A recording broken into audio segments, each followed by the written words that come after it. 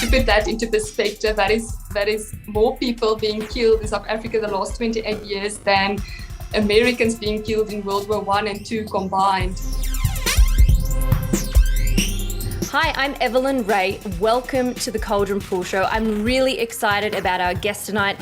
This is a guest who I have wanted to have on for a really long time. She is a South African lady. She lives in South Africa. She speaks out about things going on in South Africa. She dares to talk about the things that the mainstream media refuses to talk about. She works for AfriForum, and she's just a wonderful person. And I just want to welcome you here today, René. Thank you for joining me.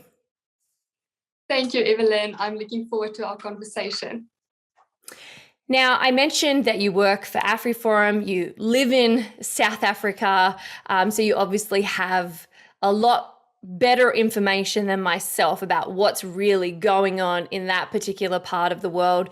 And I mentioned to you before we sort of went live today that I'm quite passionate about this particular subject, but unfortunately, over the years, I have been massively censored. I have actually been banned from Facebook, and I have been shadow banned on many platforms simply for highlighting some of the issues that are going on in your part of the world. So I really am excited to have you on today. I really want to bring sort of light to this darkness, and I really want to kind of give a really honest and accurate sort of depiction of what's going on. So really grateful that you could come here today.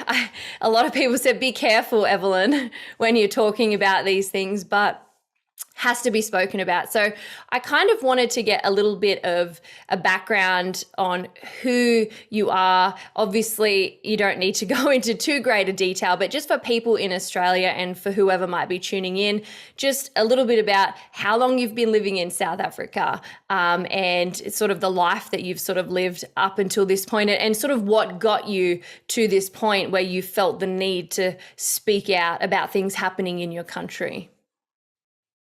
Okay, so your first question, how long I've been living in South Africa, my whole life. And to just put some more emphasis on that, for generations. My family has been here for generations. It's something that not many people know, but my people, the Afrikaner, has been in South Africa for 370 years. That marks the time that when my forefathers first came here. So I'm born and bred in South Africa, proud to be here, proud to live here. And what got me to start speaking out about this was my whole life, these things bothered me, the things I see around me. And then in 2018, the thing that gets to me most is the brutal farm murders that is going on. And so I was at this agricultural show, and they had a wall with all the names of the people that was murdered in South Africa. And there was a wall for every province. There's 9 provinces in South Africa, but a big wall. And they had to make new walls because there's so many names of people that has been murdered on farms. And that was like the main thing. After that, I went home and I searched on the internet and just to see, but what does the world outside see about this? And then I saw that nobody sees anything because there's nothing in mainstream media about that. And yes, that kind of got me to start using Twitter and YouTube, very amateur, but just to try and get the truth out there. And as you put so nicely, to actually shine light on the darkness. So yes. Now, I want to, before we get into this, you English is not your first language. You're doing it absolutely amazing job, by the way, but you did ask me to sort of let people know that English isn't your first language, just in case, that we're lost in translation along the way, but I doubt that we will. But so yeah, you've been speaking out a lot about all of the violent and aggressive sort of crimes that are happening, particularly to farmers in South Africa. And I really do want to get into the nitty-gritty of that and sort of get a little bit about statistics and what's actually going on. But before we get there, I kind of want to rewind the clock a little bit, because every single time that I have shed light on what's going on in South Africa, or for example, I might share a video of a crime that's happening against people in South Africa, I'm often getting responses online from people justifying the treatment of white people in South Africa because the forefathers of South Africa were racist against blacks. And that's often a justification that you hear. I obviously do not agree with that at all. One wrong doesn't make another wrong right by any standard. But I kind of wanted to get, if you don't mind, a bit of the history, where this sort of all started and what you think led to what we're seeing today. Okay, so I already said that our forefathers, and when I speak of our, I speak of the Afrikaner cultural group. Our forefathers came here 370 years ago in 1652, and actually it happened on the 6th of April 1652, and as 6th of April has just passed, it's fresh in my memory to share this with you, that the third largest political party in South Africa used this day in this day and age, the 6th of April, to have a land picket day in Stellenbosch, that's near Cape Town. And that they meant with that to go to someone's farm just on the basis of his skin color, that is white, and to sort of like disrupt his business he's doing there on the farm, to make the point that he's working on stolen land. So that is where the whole problem started. It's with people believing that there's a lot of people in South Africa believing that my forefathers came here and stole the land from Black people. So yes, just to put it into perspective, you are Australian, so I presume some of your watchers will also be. And 370 years ago we came here, and that is 118 years before Australia was founded. So imagine someone telling you as an Australian, like, you're not allowed to call yourself Australian, you're not allowed to call Australia your country because you stole it, or because you came there after other people were there first.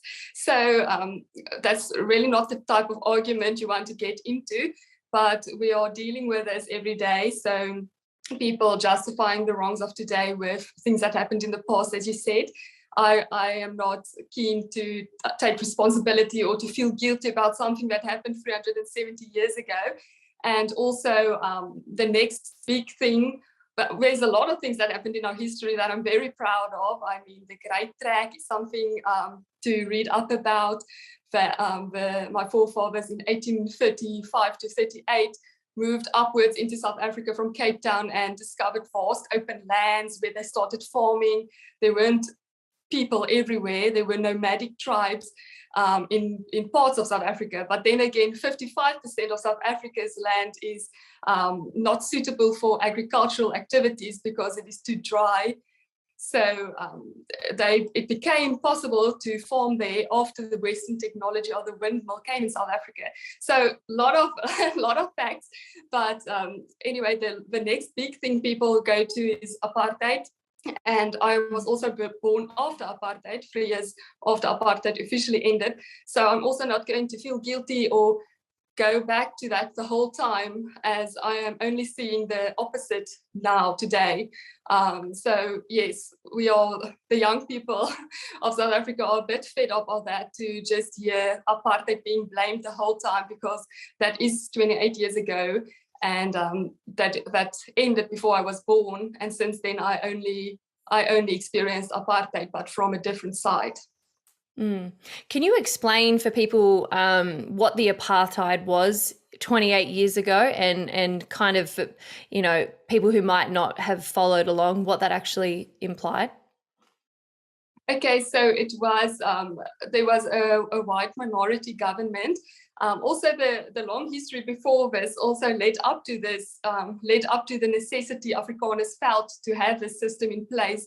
We're talking about the very vicious wars between the British and the Afrikaners and so forth. So the minority Afrikaner group decided that they don't want to be ruled over again, and they sort of built up a lot of systems and had a white minority government that discriminated against people on the basis of race.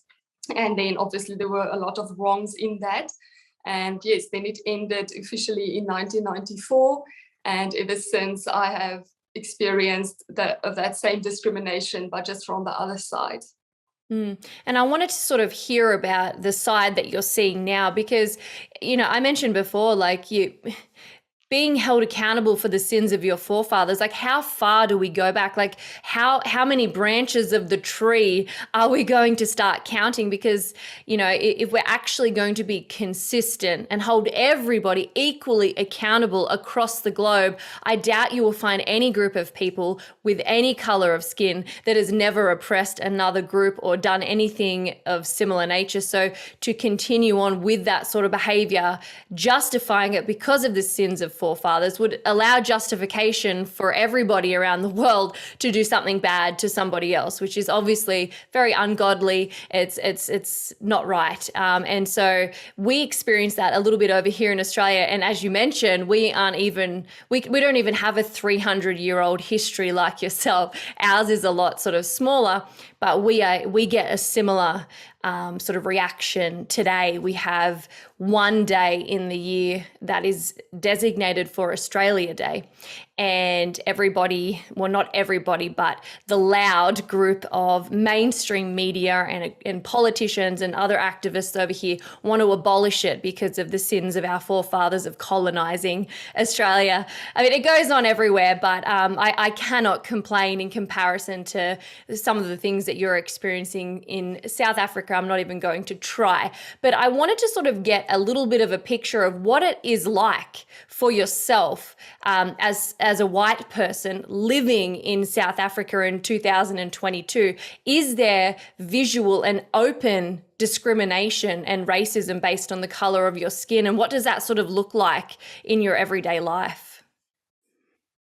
Yes, absolutely. So, growing up, school, university, there it was difficult. You can only, to get in to study a specific course, you need specific marks, but this is based on your skin color. So with my skin color, you would need like 90% average on your school report to go and study medicine.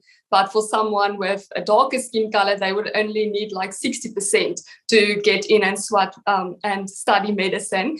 So there's discrimination with that, and it's open, and that's the worst part. People are starting to just accept it as normal because it's been like this for 28 years, where bursaries literally states. So I had to apply for bursaries. My parents are both teachers, and teachers don't get paid that well in South Africa. So I had to apply for bursaries, and then on the bursaries, you would always see the percentage allocated. So like 80% of the amount of this bursaries would go to Black students, and so much to colored students, and so much to Indian. So it's really like racial, very. And then sometimes they would say white people like 1%, or they would just not at all. The same with job applications. Like there's all the job applications, since businesses are forced to appoint a certain amount of Black people in the businesses. They tell you like, sorry, you are too white for this job, or sorry, don't even try to apply. This job is only for Black people, etc. So yes, you see it, and then on a more extreme level, the discrimination gets violent as well. So as you mentioned, you saw me on Twitter and speaking out about that. I've received a lot of death threats from people of different skin color, and then I won't even bother to report this because I tried before. People saying that they would literally rape and kill me, and that wouldn't get any attention in the media or anywhere. But on the other side, if I was to say something like just slightly racist, I would be jailed for at least 5 years. And we see this happening. And then one very upsetting case that is going on and is going to appear in court again soon, but it was in court earlier this year, is the leader of the third largest political party of South Africa that sings the song "Kill the Farmer, Kill the Boer," like at public rallies, anywhere he gets the chance, he sings this song. It was very, very disturbing. There was actually a protest against farm murders in 2020, and then he and his political party members came and sang that song there while people were in mourn about the farmer being killed. And so AfriForum accused him of this being hate speech, and this is a case in the court at the moment. But yeah, I'm really hoping that they would say, yes, it is hate speech. But if they don't, that really tells you a lot about what is going on, because the media, the mainstream media, and a lot of people still think and justify that, no, it is not hate speech.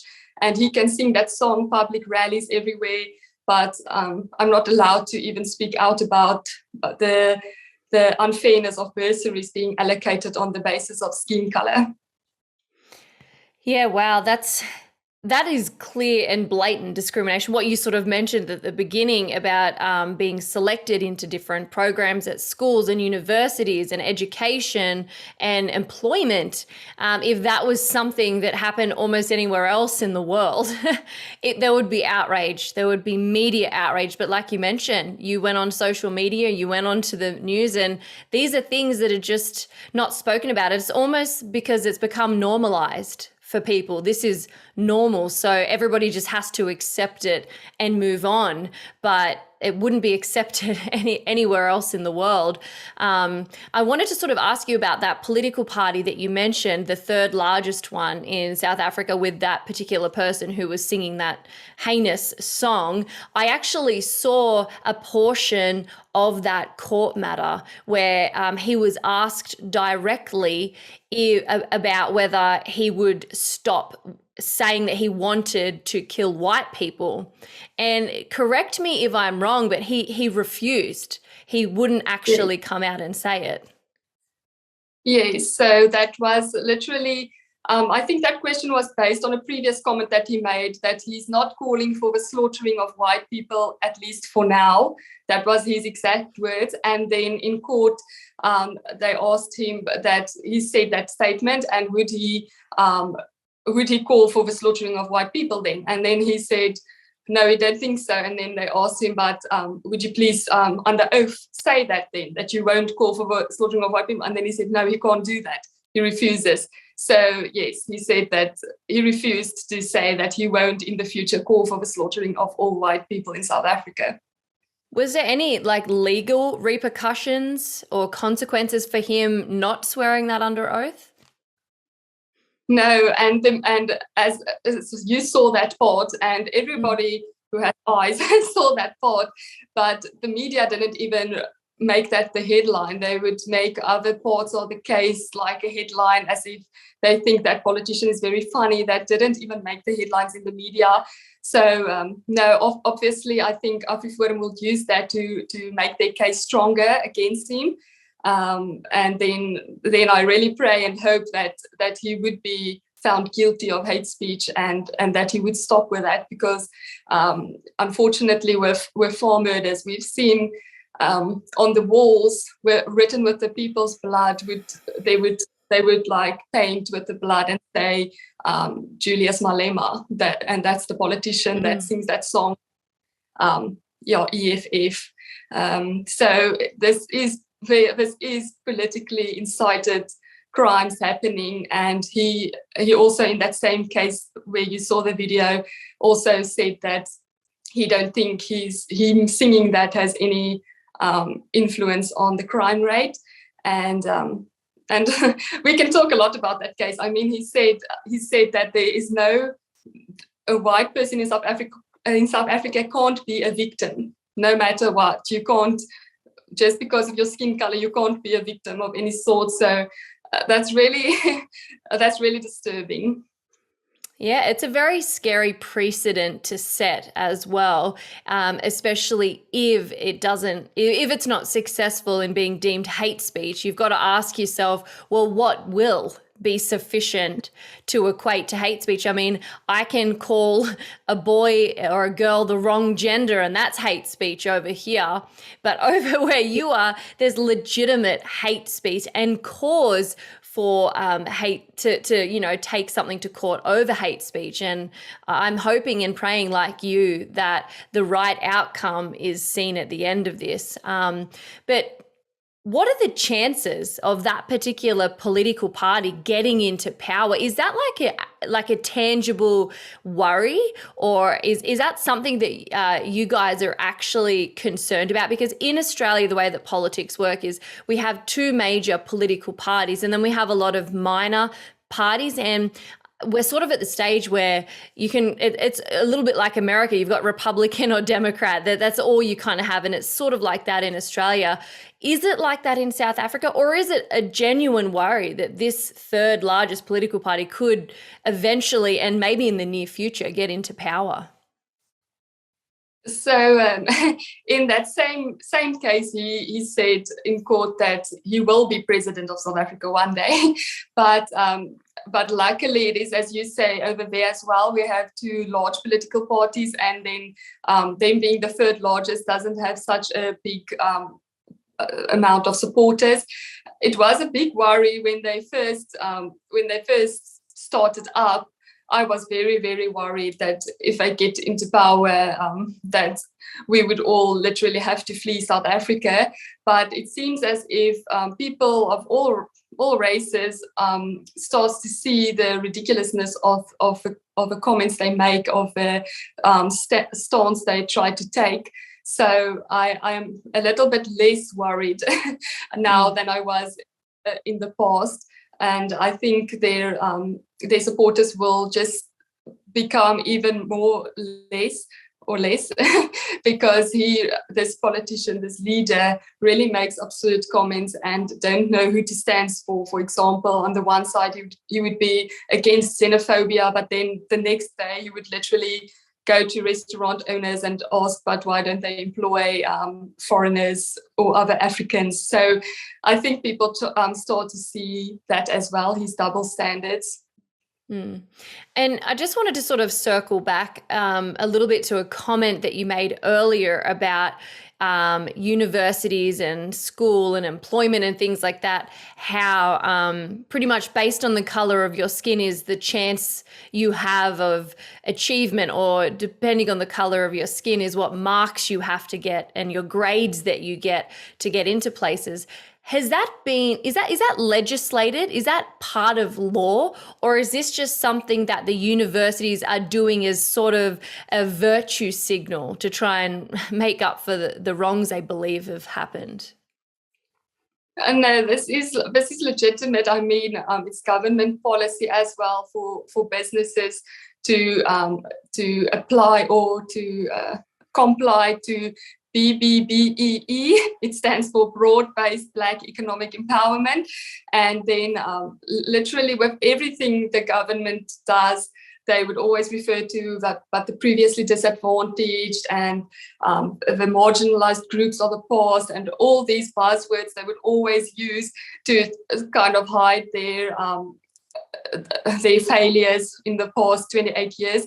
So yes, it is legitimate, and you can't really get past that. I mean, if I want to go and start a business now, I would also have to comply to this. So wow. It is unfortunate. Yes. Yeah, wow, that's I had no idea that it was to that extent. If you wanted, as a business owner, your hands are tied. You don't have a choice who you employ. I think, it's very dangerous when you employ based on quota and not quality. We see that, like I served over here in the police force for 12 years, and I saw the bad and negative consequences of employing someone who's not really suited, but they suited the checklist. They suited the requirements and things like that. And do you see sort of the negative consequences of that quota policy in South Africa, and what sort of effect does it have on young people who maybe want to get educated and get a job and start a career? Yes, we definitely see it everywhere. So what's even worse, it's not only in the business world or in the corporative world, it's not only who you employ, it's who owns the business. So it's this ridiculous that that I know someone who owns a shop in a small town, and it's been in their family for years, and he just received a letter that he has to give 51% of his business away to someone of color. Otherwise, the taxes would be like, I don't know what, and he won't be able to do business there anymore. And then it's not as if you maybe had, because people of color do work together in South Africa. It's not like everybody hates each other and just wants to spit on each other, even though it's portrayed like that in the media, and it sometimes feels like that. But we do work together. So if you have this business, it doesn't even mean that you can take one of your employers that is of color that you've worked for or with for like 20 years and say, okay, I'm giving you the opportunity to be part of the management and have this 51% shares of the business. The government sends you a list of people that you can choose from, and this is their friends and family. So it's really terrible, and that is happening. And then yes, you see state entities that is going to the ground. I mean, I'm just hoping our interview can finish before load shedding, and that's like a term you maybe won't even know, but that's literally when the power goes off for like 2 to 5 hours per day, because our only electricity supplier can't supply enough electricity for South Africa, even though years before this government ruled, we had enough electricity and gave electricity for free to the rest of Africa almost. And now there's not enough electricity for the people in South Africa alone. So yes, you see state entities failing, you see businesses that's corrupt, and all state services are really, really, it gives you a headache to go and use it. I think I have to go to Home Affairs because I got married in December and I need to get my new ID with my new surname, and I literally haven't had the chance to go because it's always like this long line, and they just say, no, the system is off, or no, we won't help you, or yeah. So no, you see it definitely when people that is incompetent are appointed in positions that they shouldn't be. I think we see that a lot in our government, and that is not even a secret because there is news about corrupt ministers every single day. But with the young people, there's definitely a lot of challenges, and there's a lot of people immigrating. You get your qualification and you just go overseas. It's very sad. They call it the brain drain of South Africa, that all the qualified people just leave. So you see a lot of immigration because it's very difficult for people to get a job now in South Africa. It's very difficult for people to go study what they want. I know a group of Afrikaans students like myself that wanted to swat or study for veterinary. They went overseas to go and study that because their marks were good enough to study that overseas, but South Africa said they have no place for them because they had to allocate the positions to other people. So there's definitely challenges, and you definitely see it. I can also say that the Afrikaner people are very resilient.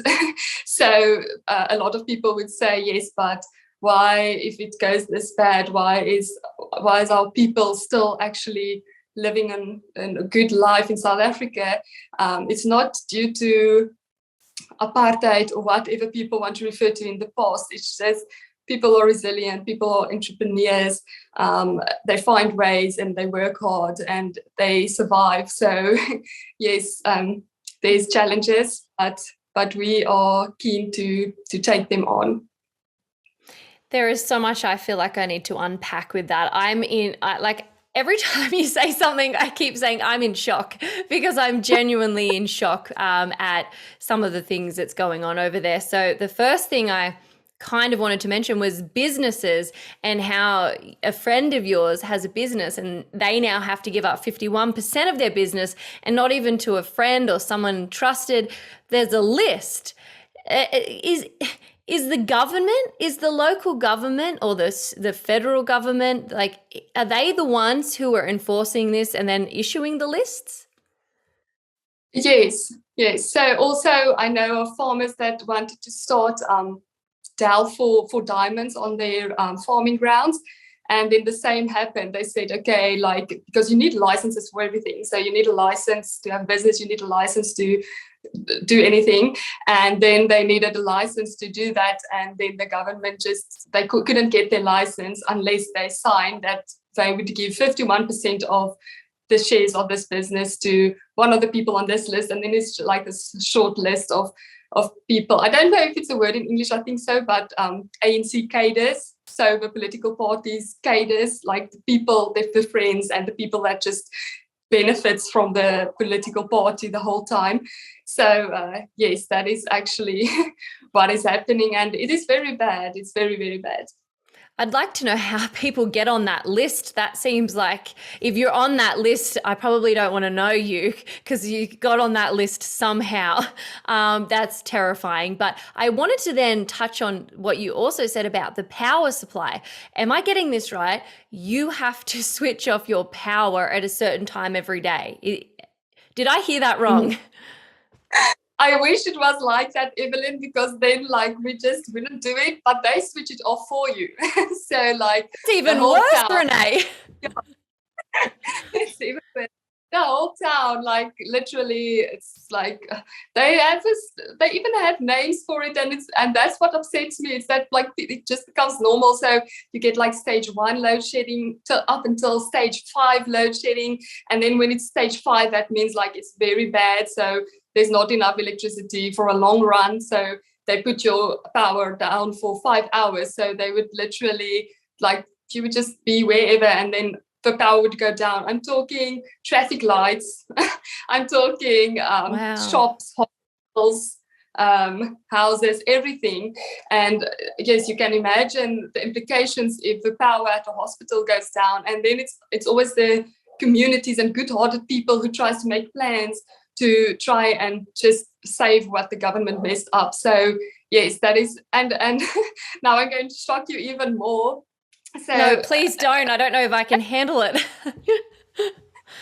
So it's not only the electricity going down. So there hasn't been a lot of maintenance. There wasn't a lot of maintenance being done the last few years.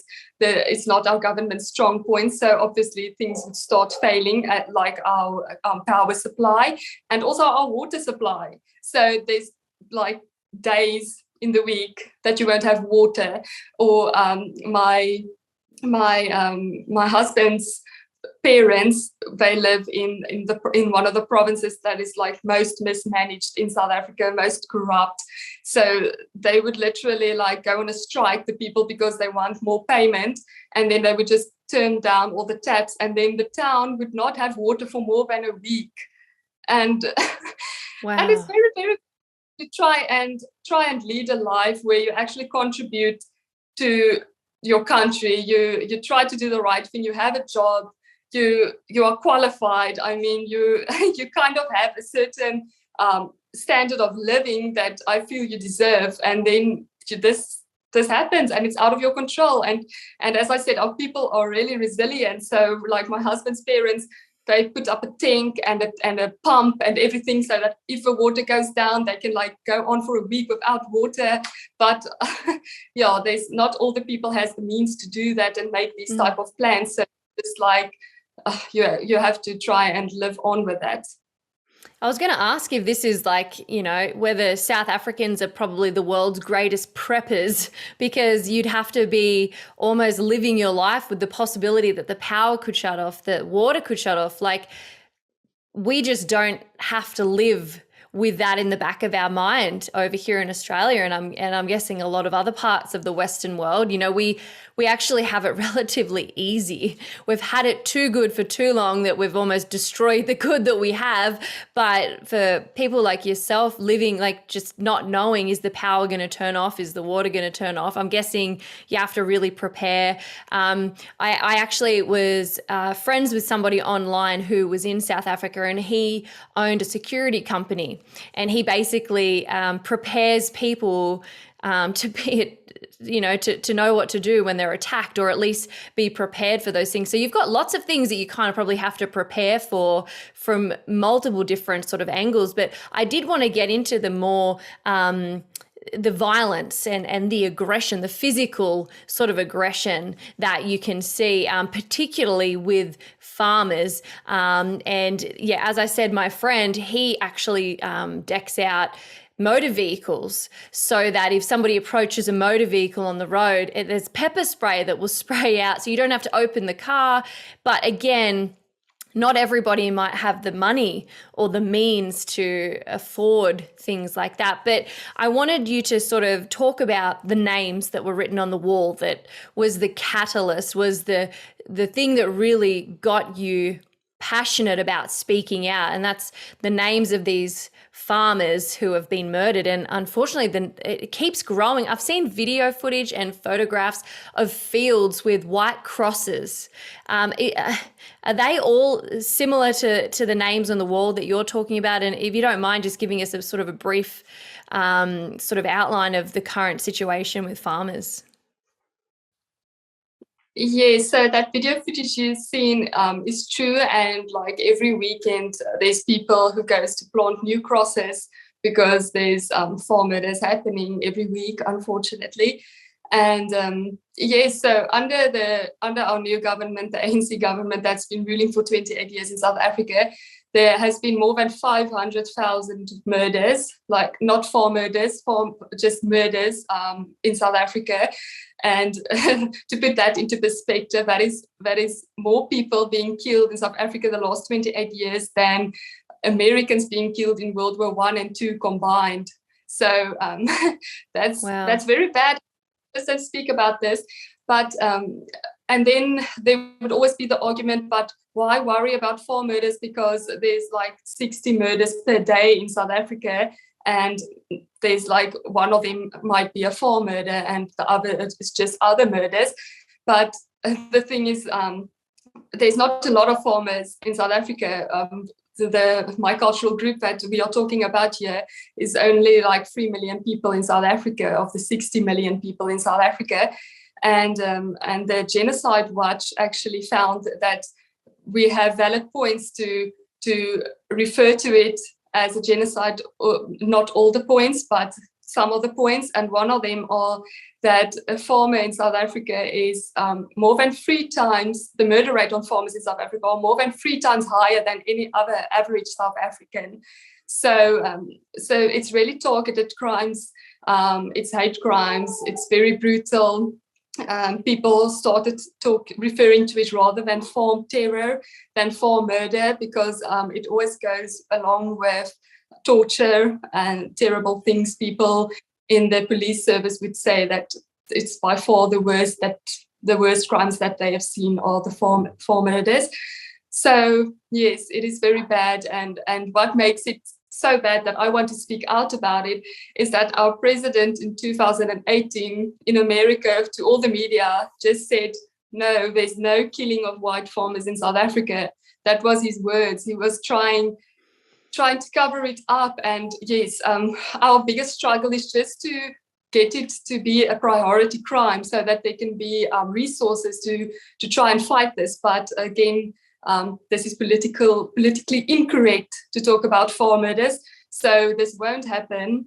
And AfriForum has neighborhood watches and farm watches, and this is people, normal people like me and you, who needs a good night's rest, and they just give that up to be in part of this farm watch and to be part of this team that goes out every night for a few hours and just drive along the farms to check that there's nobody suspicious or that everybody is fine. So there's people from our own communities that's trying to do something about this matter, but it is impossible. It's impossible to try and protect people that is in such great danger, because it's also not as if it's a crime on some, like a shootout or whatever. It's children under 1 year old being murdered. It's victims older than 90 years old, like a couple older than 90 years old being attacked by more than 10 attackers.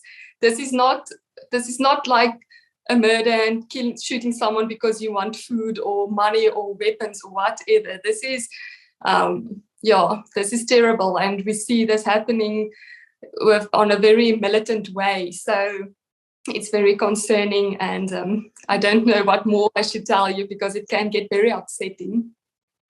Yeah, I was going to ask you what the motive was, and you sort of answered my question with what you said, but if you don't mind sort of elaborating more, you said they're not coming for food, they're not coming for weapons.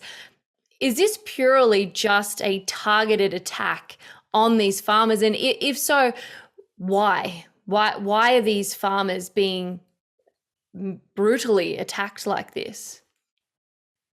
So they would steal money and weapons and so forth.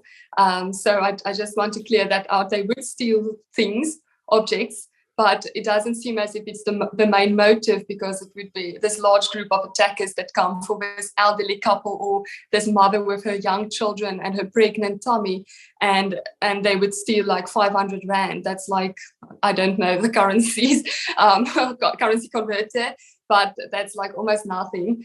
And then the motive would be definitely it's politically incited.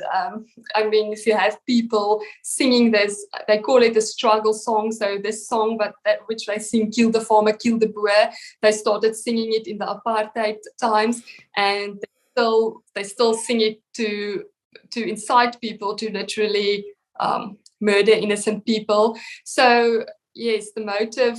There has been people interviewed for murderers. There has been interviewed, and they said that they did it for this Julius Malema or this political party or whatever. So you can't deny that it is politically incited, and then just racial tension in South Africa. Definitely a lot of racial tension that just worsened. I remember when I was a little girl, we were on our way to school, and I saw like this newspaper on the pole that said something about racism or whatever. And I asked my dad, "What is that word?" Like, I didn't know what that word means. And so it's not something that you just grow up with, but it definitely got worse and worse, and it gets worse every year. So would you say well, I read something somewhere that there's on average over 2 farm murders per week. Is that sort of right statistically, or is it better, worse? Well, yeah, it is around that. I wanted to also write down the statistics before we started with the interview, but I didn't get to that to just check what the latest were. But yes, it's like around two murders a week, and then a lot more attacks per week. So there's a difference between attacks and 4 murders. Murders, obviously, the victims didn't make it, and with attacks, the victims could protect themselves. And that is also upsetting, because even though you survive, it's like, yay, great story. You managed to get away from the attack, and you survived, but your peace is stolen. I saw that you're also on a farm, if I'm correct. So that peace you have to be in the nature, to be busy with, just in the Lord's presence. And I think that is totally stolen from you. If that happens, you have to be on guard the whole time, and your memories of that place, of your home, is like destroyed. So yes, that is the right statistics. Yeah, it's truly shocking. And as you mentioned, it's probably not even showing the whole picture, because you're right, there are survivors of torture and survivors of these heinous attacks. I wanted to ask you what sort of rights farmers have to defend themselves. Over here in Australia, you almost have to it just cut out, maybe the power. I thought we were going through a level 4 or something, René, and they've decided to turn you off. It was my phone's power that good, but I can't blame the government for that. I should have charged my phone. Oh, okay. I'll keep going. At least we know it's not the government listening in and going, I'm going to cut the power. She's said too much. So, but I wanted to sort of talk about defense of farmers and what they can do. I was sort of saying in Australia, you're allowed to defend yourself, but it has to be at the level of force or threat that you're getting. And as I mentioned, I was in law enforcement, and so often there would be a home invasion where an offender would break into a home, and then the homeowner would obviously defend themselves. But if they went too far, our Australian government wanted to charge not only the offender, but the defender, because they went too far. Is it similar like that in South Africa, where you've got to be careful? Like if someone comes into your home, like, do you have to be mindful that the government is potentially corrupt, the police are potentially corrupt, and then you as that farmer or South African have to be careful how you respond to someone trying to kill you? Yes, definitely. So I was celebrating the innocence of a young farmer that was attacked last year, and then he shot the attacker, and the attacker died, and he was accused of murder. And I was so upset, and I for what's going to happen to him. And he's a farmer; he doesn't have time or energy to go to court and all of that. But luckily, he was found innocent. But unfortunately, there are cases that it's like goes on for years and years, where the people can't prove evidence for defending themselves. And I wanted to give another example now. I just try to, So also last year there were a farm attack, and the people defended themselves and shot the attackers. And then that wouldn't even be reported in the media. But when those attackers appeared in court, then this political party and supporters and whoever, not only this largest political party, also people that support the ruling political party, showed up and chanted that those people shouldn't be prosecuted. Oh, I'm using the wrong words. As they say in my language, my English is like running out now. It's like as if you have a pound per day, and then it's just that's also low. But I'm sorry. So then there was it was swinged around, and the media reported on this, that the people demand that the farmers be put in jail for murder because they shot the attackers. There was a large, and it's still going on, the investigation. And so no, it is very bad that you have to try and think about that as well. You can't, for example, shoot someone in the back, and you can't shoot someone before they shoot you, and stuff like that. So it's very it's difficult, but I still believe that it is better to protect yourself with a firearm and deal with that later than to just allow them life like that. Yeah, I've seen some terrible footage and some terrible photographs of injuries, and testimonies and witness statements of things going on with these farm murders. And yeah, you're right. It's one of those things where at the end of the day, like, you've got to defend your life and the life of your family, your loved ones, and you almost need to put those things to the back of your mind, because 1 second too late means you're the one who's going to be dead. And that's really terrifying that that's something that you guys have to deal with. What are the police like in South Africa? Would you say that they're fairly objective and impartial and fair, or would you say they're edging in that corruption sort of spectrum?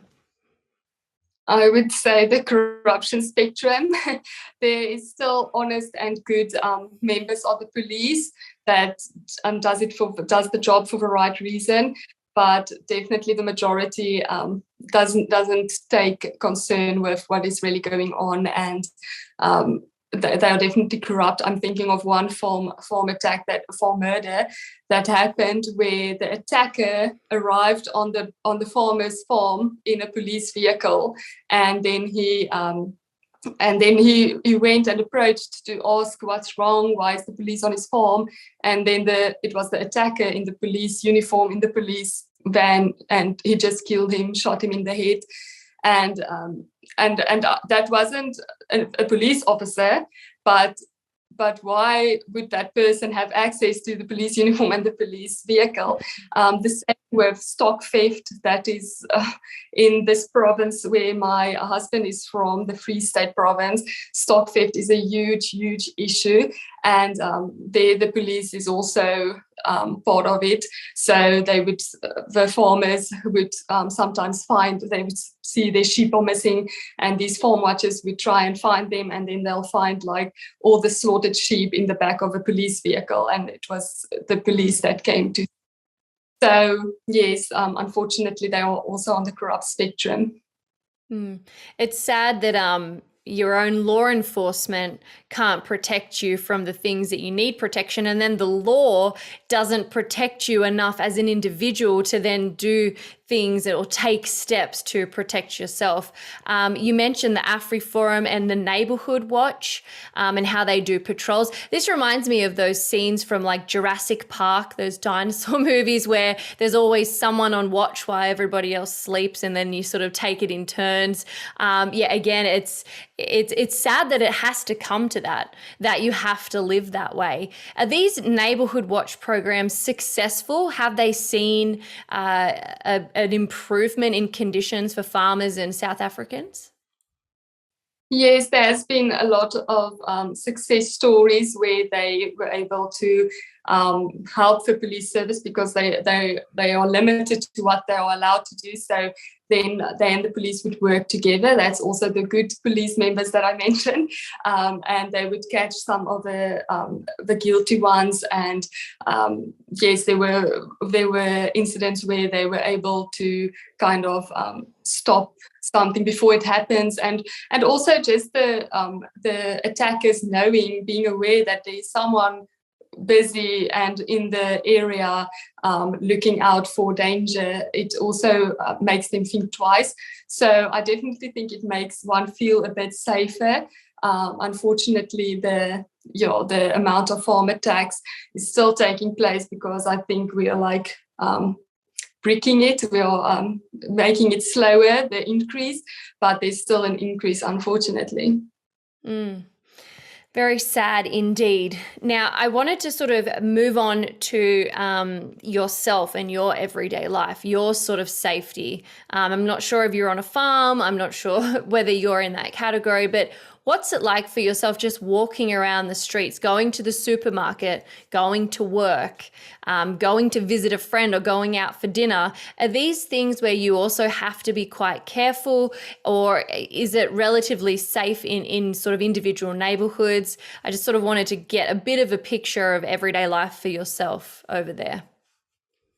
Yeah, so I don't necessarily always feel safe, but I always feel at peace, because I trust that if you are in the will of God, then He will protect you.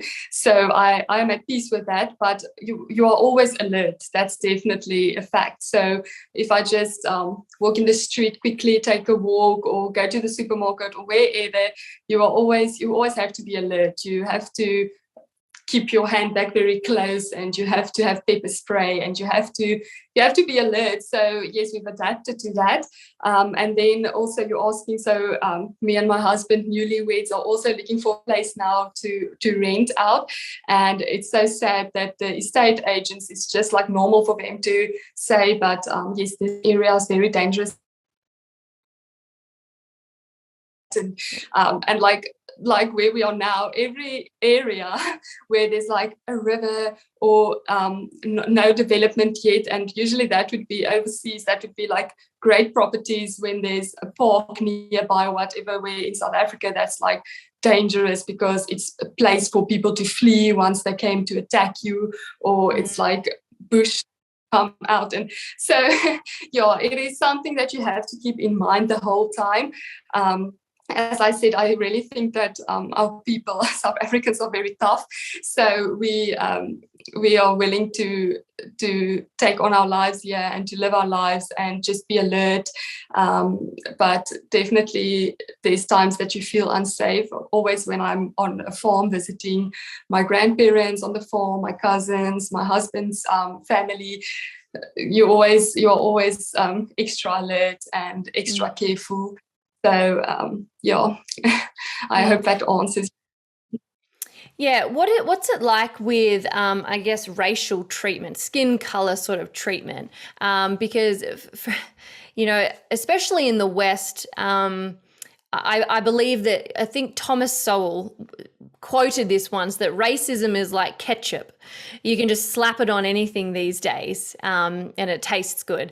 And, I have lived in this country my whole life, and I haven't personally witnessed firsthand racism, like direct racism. But it sounds like that's something that occurs in your part of the world. Is this something that you experience in school or university, or even just going to the shop? Like, do you get these sorts of treatments living over there? Yes, definitely. So one example I can give you is my husband that went to renew his driver's license, and there were a long queue, and he was the only person with a white skin color. And the state officials that works in this department is obviously of different skin color, and they just looked and they said, like, sorry, the water is off. We won't be able to help you to renew your license. And then you can't do anything about that. His grandma, so when it's at home affairs, you can be helped first if you're a pensioner, when you're elderly, and she went there, and she has to go for a shoulder operation and everything, and she asked if she can maybe move to the front of the queue, and they said, like, no, she doesn't have enough gray hair. So yes, you do experience this kind of racism. So if that answers your question, and at university as well, it's this racial tension that I'm talking about that hasn't always been there, and it's also different at different parts of the country. So I grew up in the Western Cape, where there's not actually a lot of Black people in the Western Cape, and the language in the Western Cape is mostly Afrikaans, no matter your skin color. So it's like a lot peacefuler there. When you get to different parts, you really experience this people walking past you and they won't move, or you want to pass someone and they won't move and they'll like bump you with the shoulder or whatever. So yes, you see this, you experience this, and then of course with on systematical ways like getting into a sport team and also needing quotas and stuff like that. Now, it's not all bad. I'm guessing that many of you, regardless of your skin color, love one another, treat each other with respect, and live harmoniously. Would you say that that's the majority of South Africa, and it's just a small portion that I guess do treat people differently based on skin? I wouldn't say it's the large majority that's peaceful, maybe like 50-50. But it's also, what's bad is I don't know how sustainable it is because of the racial tension. It's as if there's like just a small trigger needed to cause harm for the relationship or for the friendship or whatever. So yes, but we do go around with each other peacefully. I mean, if you go to the supermarket, you won't just like just push each other around or whatever. So, and a lot of people, I mean, you will see in South African Twitter, there's this hashtag that will trend every Friday, hashtag Voetsak ANC. That means like go away ANC, who's the ruling party. And this is not even like people with our skin color is not enough people to actually get something trending. So this is people of all different skin colors in South Africa who's like, who stands together against the ruling party that is so corrupt, that is absolutely showing signs of state failure. So yes, there's people, we don't all hate each other. That's not true. Yeah.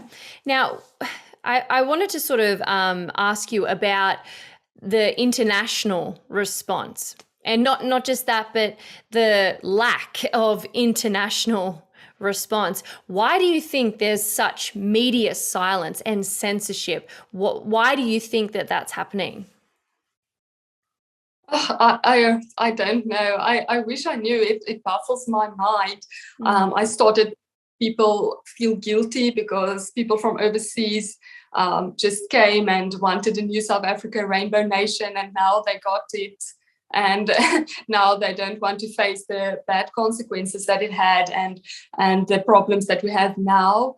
I don't know. And then also, as you mentioned, it's like around the globe, it's becoming an issue. I know in America as well, they want to change the curriculum and don't want to learn about any colonizers more. And so I think it's just our plight doesn't necessarily have traction overseas in this type of mindsets that is currently on the rise all around the globe. But there's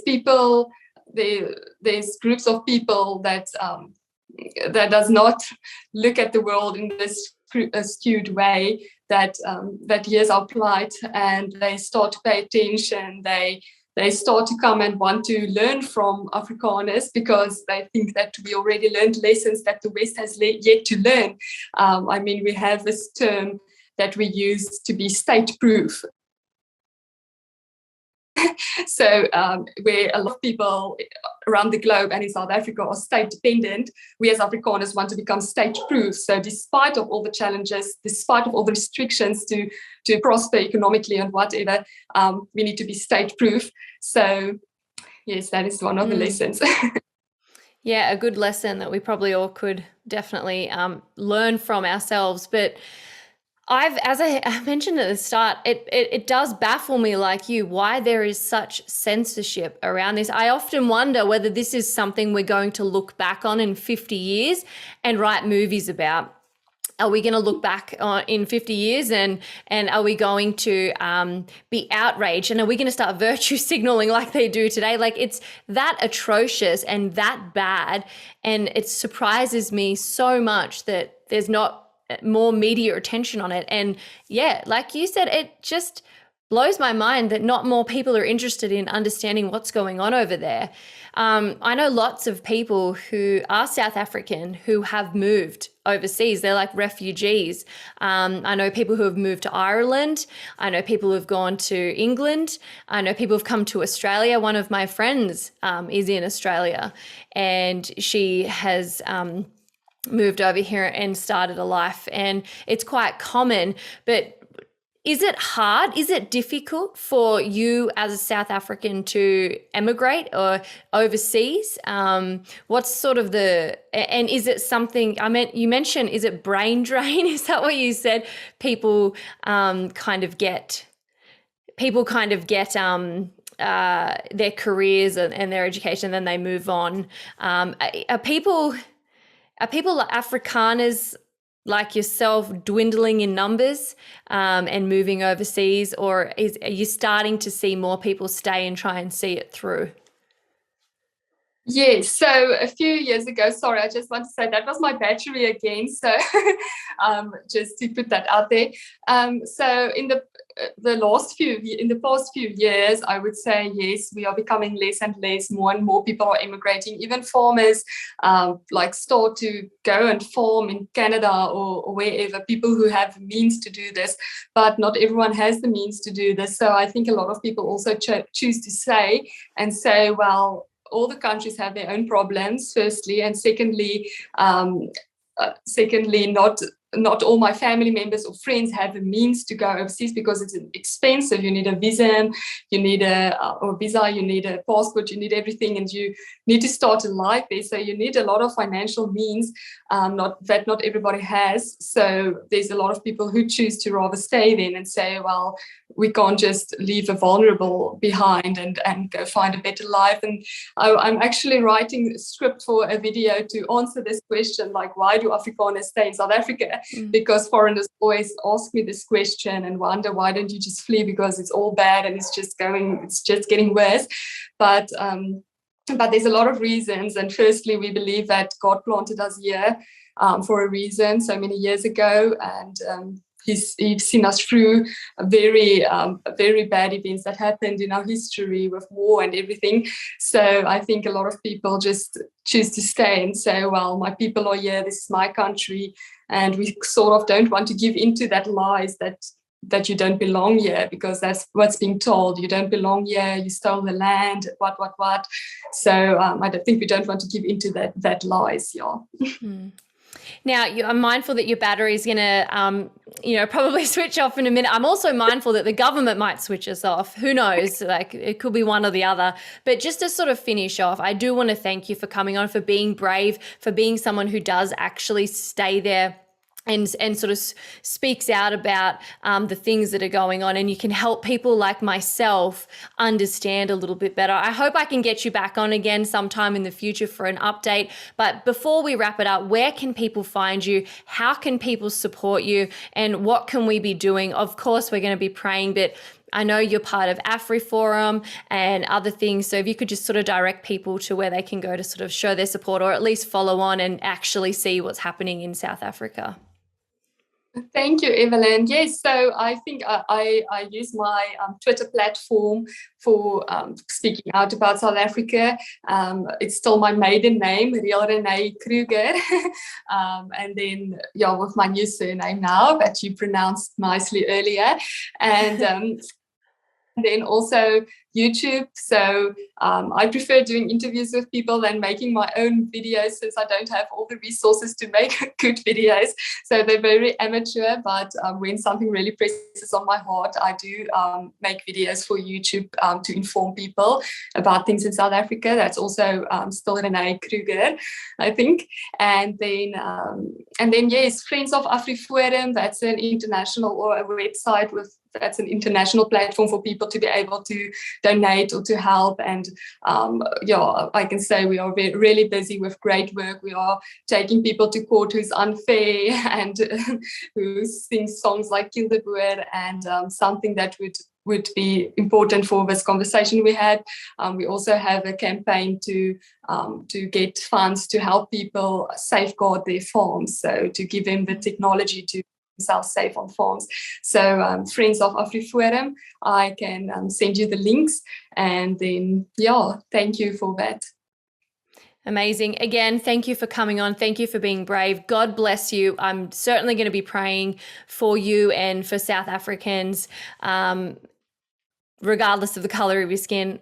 Nobody wants any bad to come to any human being, and that's, I guess, the end goal is peace and loving thy neighbor. But I thank you again for coming on. Stay in touch. I'd love to have you back on again in the future, and we can get an update from you. Thank you so much, Evelyn. Thank you for your effort to shed light on this dark truths of South Africa, and we'll keep in touch.